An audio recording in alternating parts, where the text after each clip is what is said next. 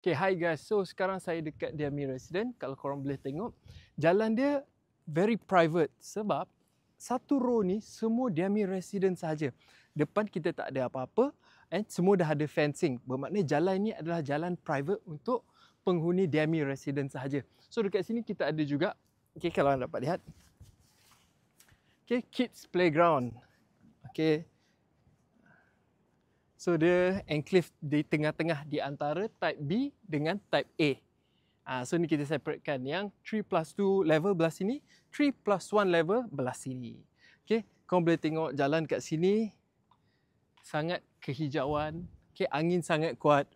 Okay, kita punya unit pula dia facing south, belakang facing north. So bermakna rumah korang tak akan menghadap direct matahari. Dia akan lebih sejuk macam ni, nampak? Ada angin, okay, lebih teduh. Bermakna lebih selesa.